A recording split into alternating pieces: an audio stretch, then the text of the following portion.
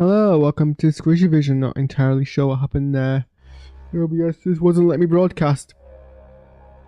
I just saw the Marvels a bit late. Came out like what, 2 weeks ago, but mixture of trips and stuff meant I couldn't actually go and see it. But I've seen it now, and this was such a fun film. Through and through, it was very simple, like simple,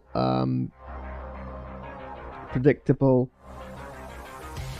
nothing kind of outlandish or outstanding, but you know, it doesn't necessarily have to be honest. Sorry.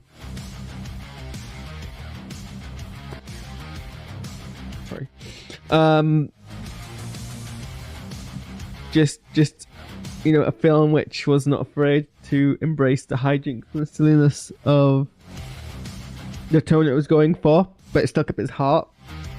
Carol Danvers returns. Brie Larson is able to kind of inject more personality and spark into their character. I mean, the whole like thing about their previous character, their appearances in Captain Marvel, was that they were too kind of like moody, I guess. I don't know what the criticisms were, even though that's pretty much clearly a creative choice to have the character traumatized. But now that Danvers is much further along, free from her Kree conditioning, she will be a bit more chill with things, and that shows. Whereas Monica Rambeau is more serious and grounded, but that kind of again works. She's still able to kind of have her fun, but she's got a distinct personality. And then obviously Kamala Khan in this kind of very skillfully playing the right kind of level of being fangirly without being cringe, or too grating to the audience. And speaking of Kamala Khan, it's great that her family was like in this film. I expected the Khan family to be in this film as like a kind of how should I say,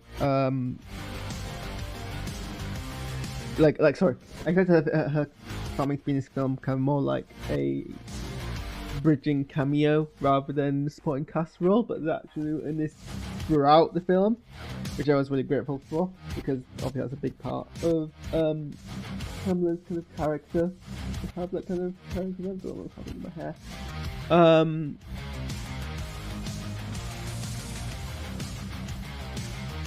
And you know, we also get Fury kind of tonally much more lighthearted, in a kind of, I mean, someone on Letterboxd described it as Invasion of Secret Invasion. Secret Invasion, I think, is probably the first Marvel misfire, like serious misfire. So it's kind of, in a sense, ignoring that tonally. But it was fun to see kind of Samuel L. Jackson be more chill with things and fun with things. My only really criticism of the film, I guess, is Dar Ben. I mean, what was good with the character? Well, I don't know. She had a lot of promise that wasn't delivered on, or rather, there was more you could have done with the character that wasn't done with the character. Is that a bad thing? I don't know. Like I said, this film was meant to be very relatively low stakes, relatively chill, relatively amusing, entertaining, just kind of fun. So does it hugely matter if the villain isn't an in-depth, you know, character study? Like it doesn't need to be Guardians of the Galaxy level of kind of foil. It's a very simple motivation.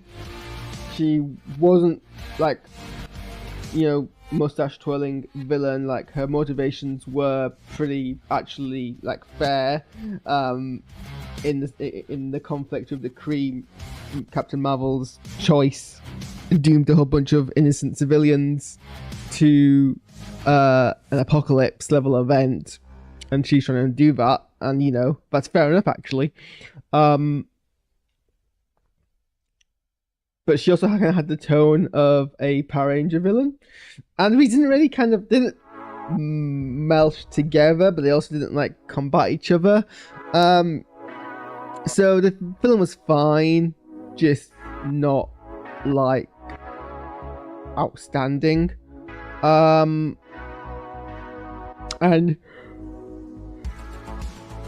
one disappointing part of the film was that they were defeated really quickly, conveniently. I'm not entirely sure what defeated her, other than like it wasn't like kind of like a twist or a clever kind of ending. It was really just it was one of the defeats that were gonna apparently happen anyway, and that's kind of the only real downside of the film for me. But like the film more than delivers on its promise of fun. You know, the whole musical planet was just ridiculous, but the film was unashamedly gonna lean on it. The kitten sequence was ridiculous. I love it. I love Goose. I don't know if there's like a very strong chemistry between these characters, but there isn't like a bad chemistry. I don't know. The film is average, but not in a bad way. Like if this film came out in any other context, and this is often the case with Marvel movies, it would be lauded as a fresh kind of take on the genre. At the moment, it's just kind of like I feel it was a very safe film, all things considered.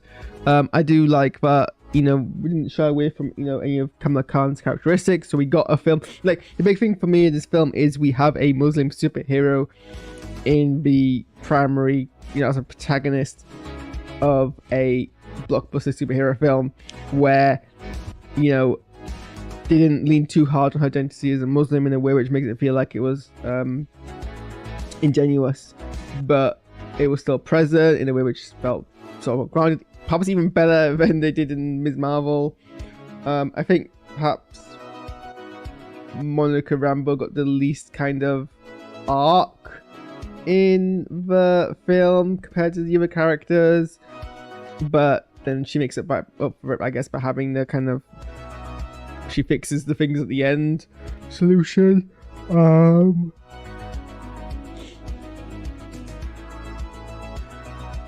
This did feel a lot like it was a TV show as a film, but unlike some of the criticisms with Marvel shows, which could have been a film when they were instead of a show, this still worked, I felt, for me. What else? I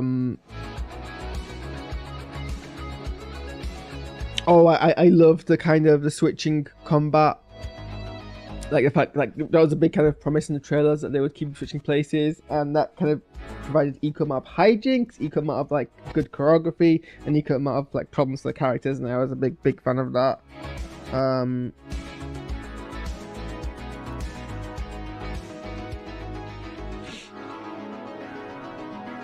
I did like the scene, the kind of montage sequence where they were kind of having to like learn how to coordinate that skill, and they were doing different kind of things like throwing balls and like skipping rope, and just like that I felt was like, and they were enjoying themselves. I mean, I think someone described this film as a superhero film or a girl sleepover if it was a superhero film, and that's very accurate, and I think it did it very well. We got a whole bunch of teasers that kind of were like put in the end so they didn't distract from the film in a huge way. I